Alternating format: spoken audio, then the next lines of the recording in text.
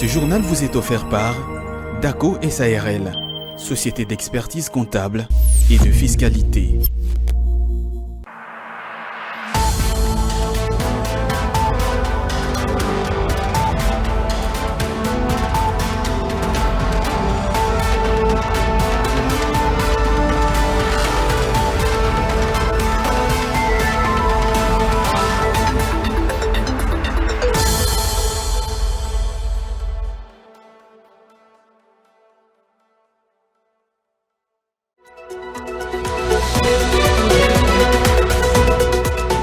La conférence mondiale sur le climat, la COP28, se poursuit aux Émirats Arabes Unis et la République démocratique du Congo, qui y prend activement part, a obtenu une enveloppe de 62 millions de dollars américains. La RDC qui ambitionne la mise en place et la structuration du marché des crédits carbone. Les détails à suivre dès le début de cette édition du journal. Et puis Félix Antoine Tshisekedi dans le Grand Katanga, Moïse Katumbi dans le Grand Bandundu ou encore Adolphe Muzito au Kasaï. La course à la présidentielle s'intensifie en République démocratique du Congo. Nous ferons le point sur la campagne électorale dans cette édition du journal.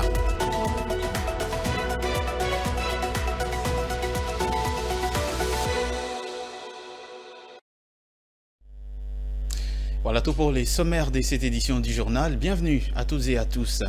62 millions de dollars américains. C'est l'enveloppe négociée et obtenue par la République démocratique du Congo en marge de la COP28 qui se tient aux Émirats Arabes Unis, à Dubaï précisément.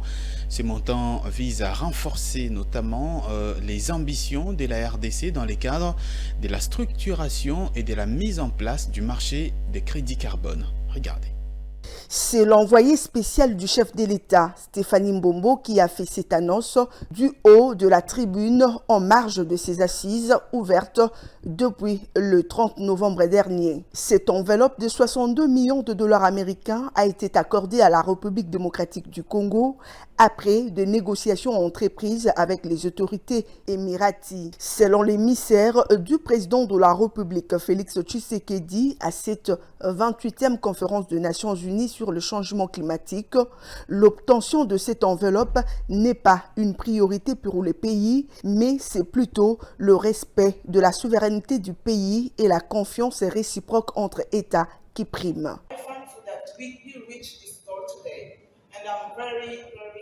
Cette journée est spéciale pour nous. Je suis l'envoyé spécial du chef de l'État pour la nouvelle économie du climat.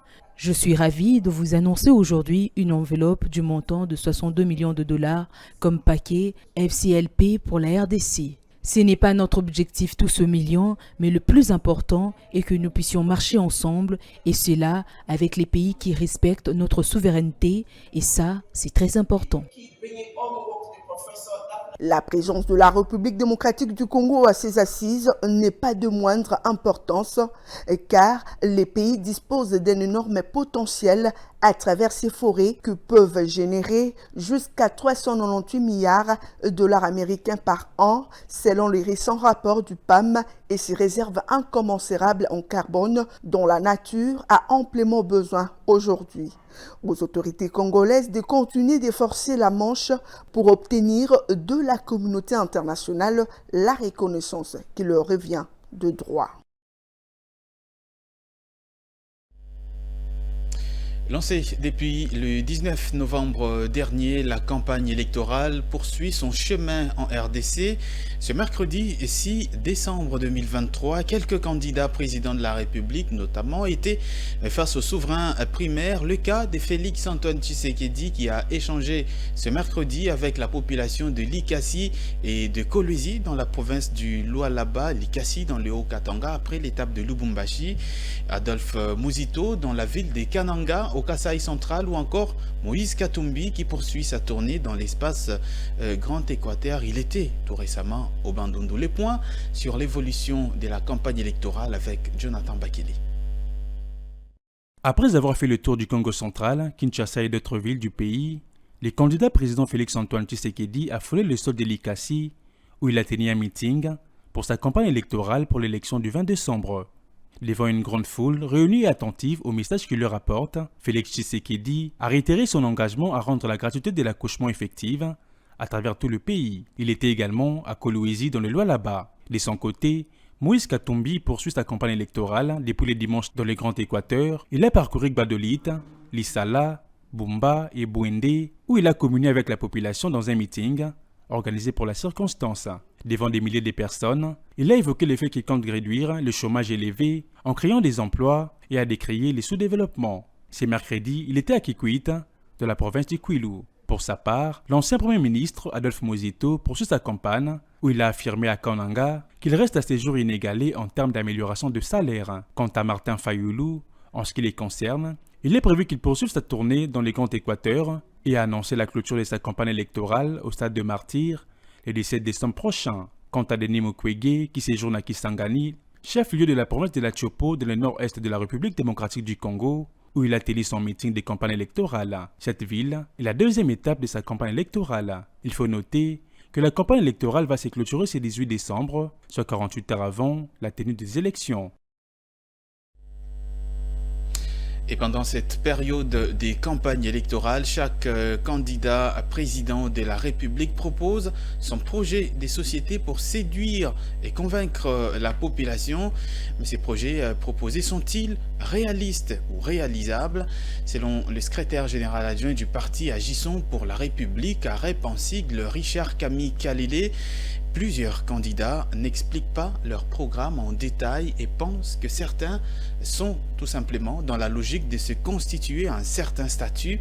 C'est ici l'occasion d'inviter la population congolaise à analyser sérieusement le discours des candidats. On l'écoute. Les candidats présidents de la République, pour la plupart, je pense qu'ils sont en train de vouloir seulement s'amuser un peu en racontant des histoires à dormir debout aux Congolais. Parce qu'ils ne donnent pas, ils n'expliquent pas leur vision avec détail. Un programme ne se donne pas comme ça, en 2, 3, 4, 5 pages. Un programme, c'est des pages et des pages. Parce qu'il faut aborder les sujets par rapport à tous les domaines de la vie. On ne peut pas être là à suppiter sur ce qu'on doit faire pour les Congolais alors qu'on rêve accéder à la magistrature suprême. Non.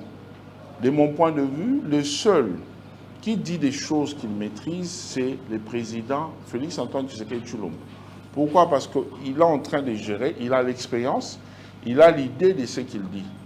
Tout le reste là, en tout cas, moi, je sens simplement de la démagogie, parce qu'on ne peut pas prétendre finir la guerre en 6 mois, en 1 année, sans expliquer comment on va procéder. J'apprécie le courage, mais aussi les initiatives de notre aîné Martin Fayoulou, mais je ne vois pas comment il peut prétendre finir la misère des Congolais sans donner les détails. Il va finir cette misère en faisant quoi exactement? Ils sont là, je respecte leur courage, je respecte l'initiative. Ils ont peut-être les soucis, les uns ont peut-être les soucis de tenter de faire changer les choses dans ces pays.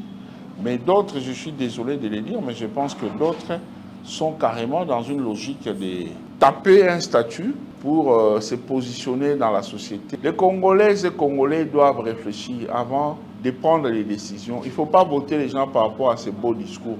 C'est vraiment la période électorale, c'est la période des mensonges.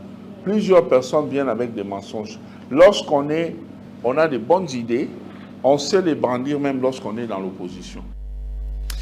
Et à l'approche de la date butoir des élections générales en RDC prévue le 20 décembre justement 2023, plusieurs fausses informations circulent dans les buts de dérouter les électeurs. Une information sur une prétendue annulation d'un bulletin de vote blanc au cas où l'électeur justement ne souhaiterait pas participer à l'un des 4 scrutins circule sur la toile depuis plusieurs jours. Cette information est tout simplement erronée, a affirmé le directeur informatique de la CENI, Yves Kota. À l'en croire, le vote blanc est un vote et il est pris en compte lors du dépouillement final. On écoute. Il faudrait quand même qu'on mette fin à certaines spéculations. Le vote sur le dispositif électoral est guidé. Cela veut dire que, automatiquement, lorsque vous insérez votre bulletin, il vous présente le candidat président de la République. Après avoir voté pour le candidat président de la République, les candidats députés nationaux, candidats députés provinciaux et enfin candidats conseillers communaux. Mais attention, on n'est pas obligé de voter pour tous les scrutins. Comme nous le savons, et d'ailleurs, comme ça s'est passé en 2018, lorsque on ne veut voter pour aucun des candidats pour une élection donnée, ce qui est notre droit, on vote blanc. Et sur la machine à voter, le dispositif électronique de vote actuellement, il y a une case blanche au coin inférieur droit sur chaque scrutin et sur chaque feuille.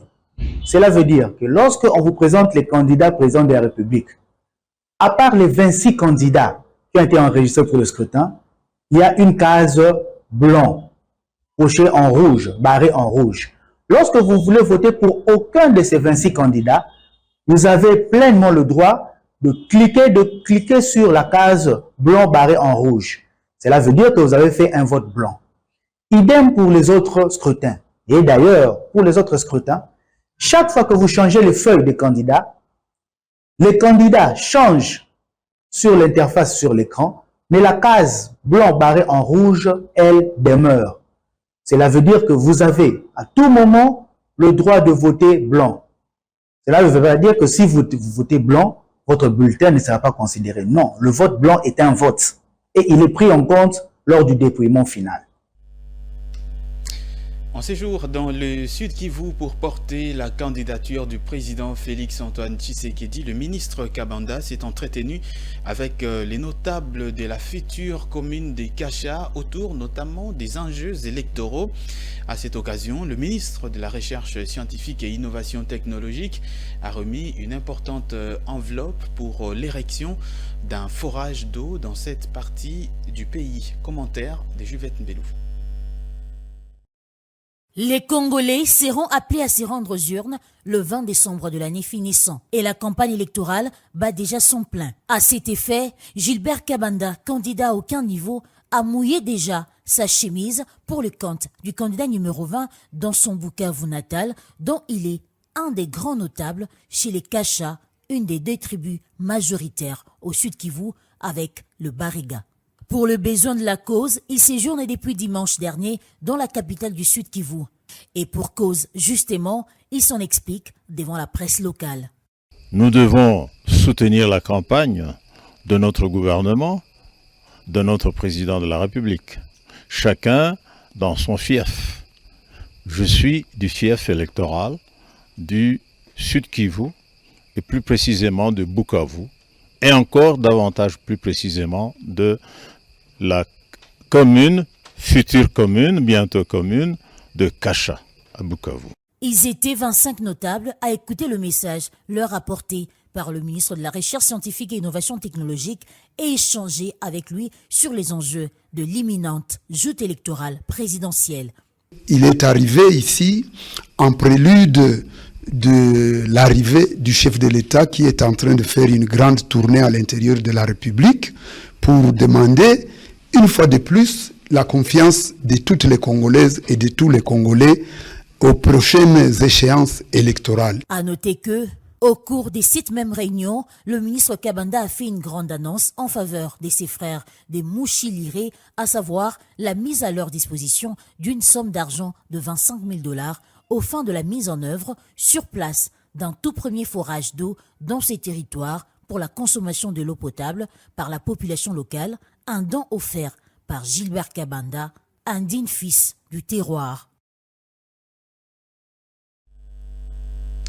Et puis lors de la première édition du forum de l'identification des victimes des violences sexuelles en milieu de conflits organisé par le FONAREV fin novembre dernier, avec la participation justement des victimes et des experts venus des 4 coins de la RDC aux travaux des différentes commissions et ont permis de ressortir quelques recommandations et une feuille de route. Le ministre des Droits humains représentant du gouvernement a détaillé l'utilité de ces assises des très hautes portées. On l'écoute dans cet extrait choisi par Betty Tanfoum.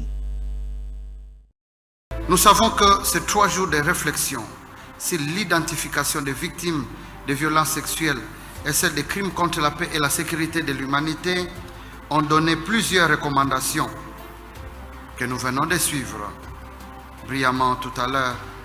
Mais nous insistons que celle-ci soit en conformité avec la loi qui est le fondement légal du fonds et particulièrement de l'article 50-51 relatif à la LUC, entendez, la liste unique consolidée et de toute la procédure y afférente. Nous voulons faire comprendre aux différents experts et à tous les participants que la réparation n'est qu'un pilier, n'est qu'un des piliers de la justice transitionnelle et que ces opérations doivent se conformer à la vision du programme national de justice transitionnelle. Qu'on dise à toutes les victimes de la République démocratique du Congo, si déjà à ce moment-là, le chef de l'État à travers nous lui a fait voir que plus jamais ils ne seront seuls, a fortiori aujourd'hui. J'ai jamais vu un chef d'État arborer une tenue pour soutenir cette catégorie de nos compatriotes qui ont eu toutes les raisons du monde de penser qu'ils avaient été oubliés. Oui, les victimes ne seront plus jamais seules, n'est-ce pas?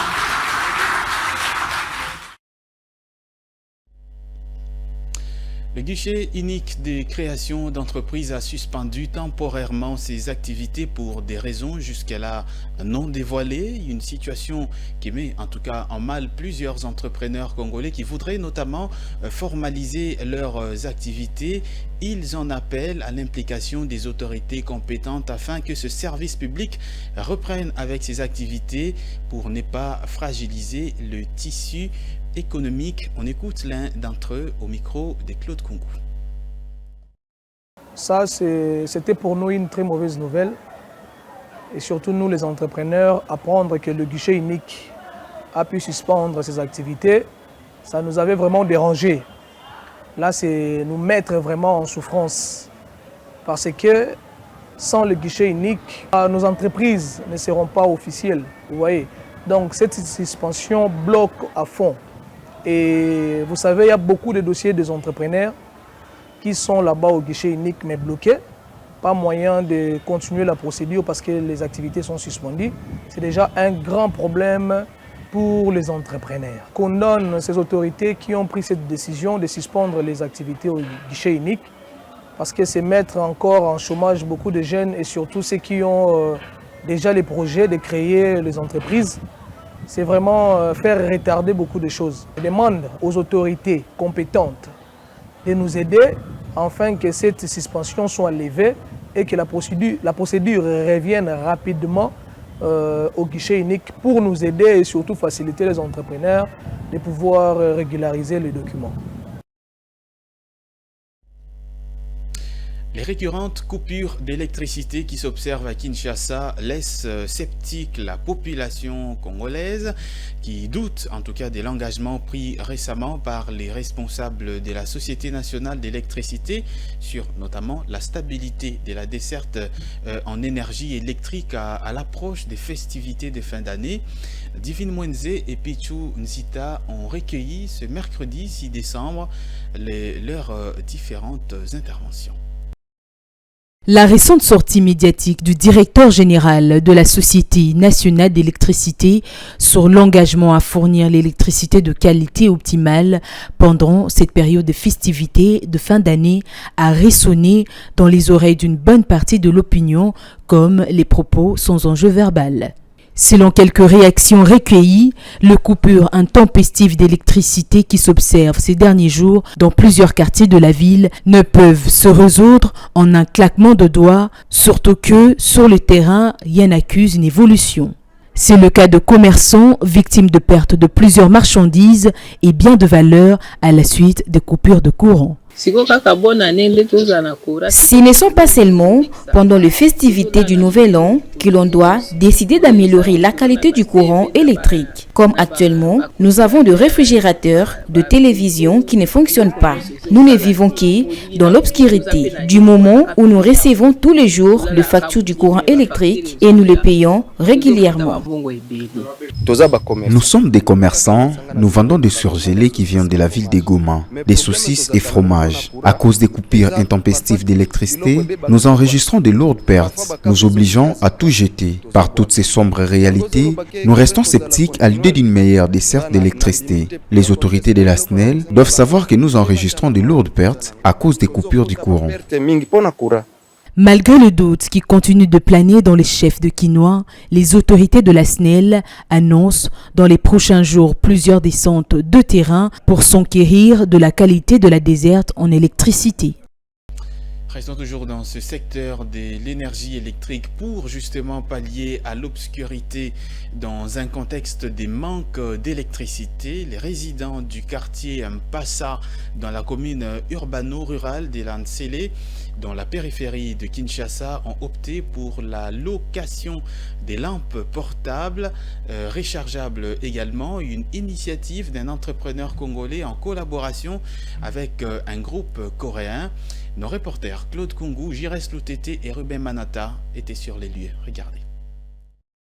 C'est avec un billet de 500 francs congolais qu'ils peuvent désormais éclairer leur maison et qu'ils ne connaissent guère la desserte du courant électrique.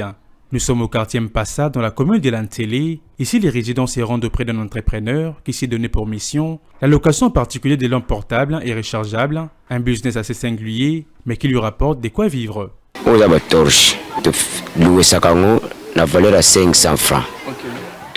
Ce sont des lampes torches rechargeables. Nous les faisons prêter moyennant 500 francs. Elles sont d'une utilité incontestable. L'autonomie de ces lampes peut durer jusqu'à 17 heures. En outre, ces lampes torches sont équipées d'un outil qui permet de charger les téléphones. Il y a des câbles bien réservés pour cette opération. Nous les délivrons gratuitement à condition seulement que vous puissiez verser vos 500 francs. Donc, ça permet à tout celui qui les prête de non seulement éclairer sa maison, mais aussi de profiter de ces temps de prêt pour charger son téléphone. Nous n'avons pas d'électricité de ces côtés.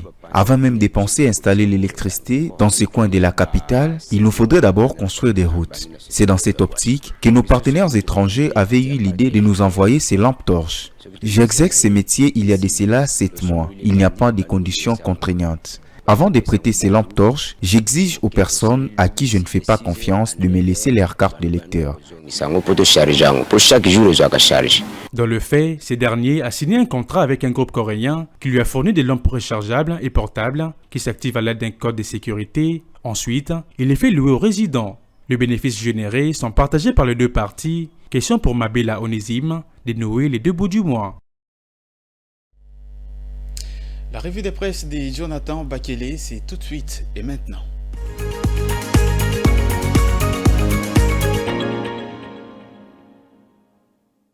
Bienvenue mesdames et messieurs dans cette revue de presse économique sur Ecofin Télévision. Ouvrons la lecture de cette revue avec La Prospérité qui titre sa 2e page « L'accélération de la transition énergétique peut créer 40 millions d'emplois dans le secteur de l'énergie d'ici 2050 ».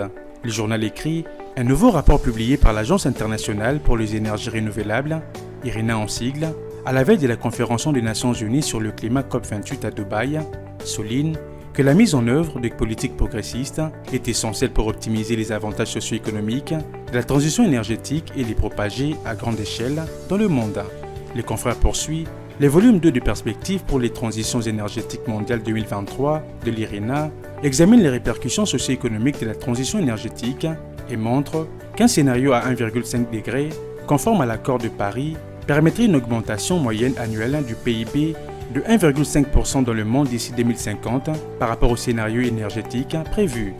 Les transitions énergétiques devraient également créer 40 millions d'emplois supplémentaires à l'échelle mondiale dans le secteur de l'énergie d'ici à 2050, dont 18 millions dans le seul domaine des énergies renouvelables.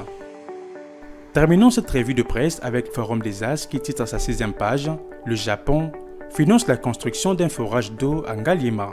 Le journal note « Les conseillers, chefs des missions adjoints de l'ambassade du Japon en République démocratique du Congo, a pris part le jeudi dernier à la cérémonie d'inauguration du projet réalisation d'un forage dans la localité de Rwenzori dans la commune d'Ngaliema. Ces projets, écrit le journal, financés à hauteur de 92 454 $ américains, s'inscrivent dans le cadre de l'aide non remboursable du Japon aux micro-projets locaux contribuant à la sécurité humaine. Le financement a permis la construction d'un forage à 3 bornes, fontaines, la réhabilitation et la fourniture en équipement du centre médical, la bénédiction à Ngaliema. Il a également permis à l'aménagement de l'avenue Kamanyola, ce qui va faciliter l'accès à cette localité, jadis enclavée. Fin de cette revue de presse économique. Mesdames et messieurs, merci de l'avoir suivi.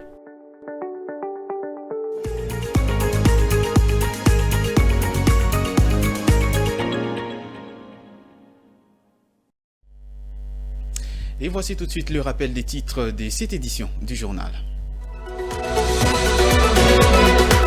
La conférence mondiale sur le climat, la COP28, se poursuit aux Émirats arabes unis et la République démocratique du Congo, qui y prend activement part, a obtenu une enveloppe globale de 62 millions de dollars américains. La RDC qui ambitionne par ailleurs la mise en place et la structuration du marché des crédits carbone. Les détails, vous les avez eus dans ce journal. Félix-Antoine Tshisekedi au Grand Katanga, Moïse Katumbi dans le Grand Bandundu ou encore Adolphe Mouzito au Kasaï. La course à la présidentielle s'intensifie davantage en RDC. Dans ce journal, nous avons fait le point sur la campagne.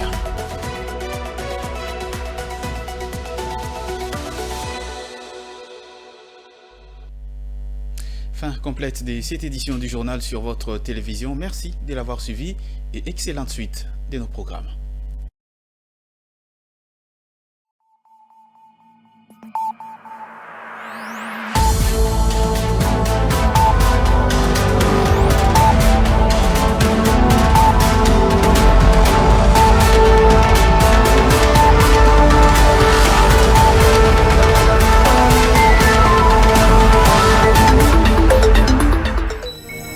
Ce journal vous a été offert par DACO SARL, société d'expertise comptable et de fiscalité.